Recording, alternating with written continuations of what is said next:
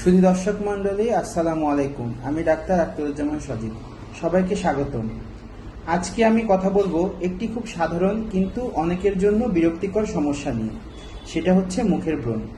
ব্রণ মূলত হয় ত্বকের অতিরিক্ত তেল, মৃত কোষ, ব্যাকটেরিয়া সংক্রমণ এবং হরমোনজনিত পরিবর্তনের কারণে। অনেকেই ভাবেন ব্রণ হলে এটা নিজে নিজেই সেরে যাবে। আবার কেউ কেউ খোঁচাখুচি করে সমস্যা আরও বাড়িয়ে ফেলেন। মনে রাখবেন, ব্রণ খোঁচালে ত্বকে দাগ পড়ে যেতে পারে এবং ইনফেকশনের ঝুঁকিও বাড়ায়। তাই ব্রণ হলে প্রথমে করণীয় হলো ত্বক পরিষ্কার রাখা এবং সঠিক নিয়মে যত্ন নেওয়া।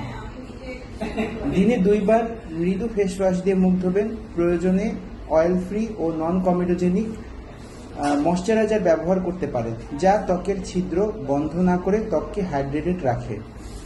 খাবারের দিকেও খেয়াল রাখতে হবে। অতিরিক্ত তেল মশলাযুক্ত খাবার, চিনি এবং দুগ্ধজাত খাবার কমিয়ে দিন।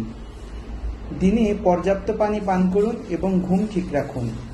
মানসিক চাপও ব্রণ বাড়াতে পারে, তাই রিল্যাক্স থাকার চেষ্টা করুন।